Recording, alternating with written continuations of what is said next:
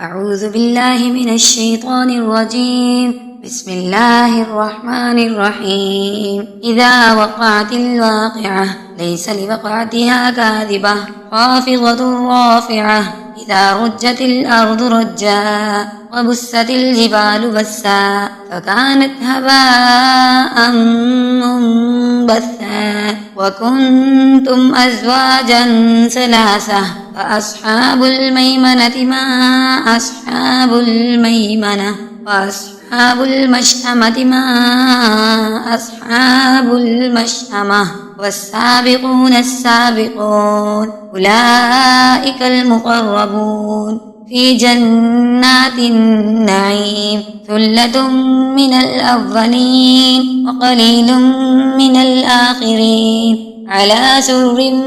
موضونة متكئين عليها متقابلين يطوف عليهم بلدان مخلدون بأكواب وأباريق وكأس من معين لا يصدعون عنها ولا ينزفون وفاكهة مما يتخيرون ولحم طير مما يشتهون وحور عين كأمثال اللؤلؤ المكنون المكنون جزاء بما كانوا يعملون لا يسمعون فيها لغوا ولا تأثيما إلا قيلا سلاما سلاما وأصحاب اليمين ما أصحاب اليمين في سدر مخضود وطلح منضود وظل ممدود وماء مسكوب وفاكهة كثيرة لا مقطوعة ولا ممنوعة وفرش مرفوعة إنا أنشأناهن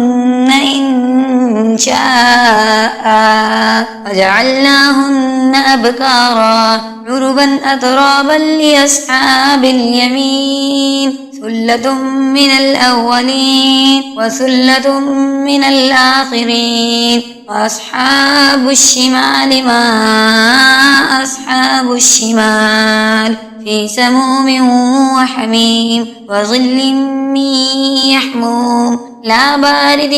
ولا كريم إنهم كانوا قبل ذلك مترفين وكانوا يصرون على الحنث العظيم وكانوا يقولون إذا متنا وكنا ترابا وعظاما أئنا لمبعوثون أو آباؤنا الأولون قل إن الأولين والآخرين لمجموعون إلى ميقات يوم معلوم ثم إنكم أيها الضالون المكذبون لآكلون من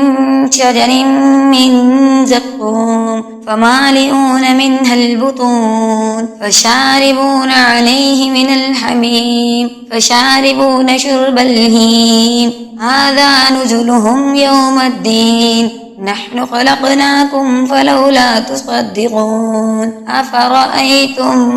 ما تمنون أنتم تخلقونه أم نحن الخالقون نحن قدرنا بينكم الموت وما نحن بمسبوقين على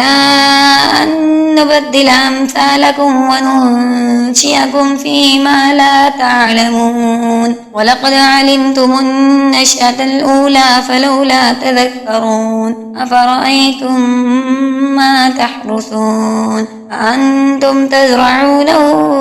أم نحن الزارعون لو نشاء لجعلناه حطاما فظلتم تفكهون إنا لمغرمون بل نحن محرومون أفرأيتم الماء الذي تشربون أأنتم أنزلتموه من المزن أم نحن المنزلون لو نشاء جعلناه أجاجا فلولا تشكرون أفرأيتم النار التي تورون أأنتم أنشأتم شجرتها أم نحن المنشئون نحن جعلناها تذكرة ومتاعا للمقوين فسبح باسم ربك العظيم فلا أقسم بمواقع النجوم وإنه لقسم لو تعلمون عظيم إنه لقرآن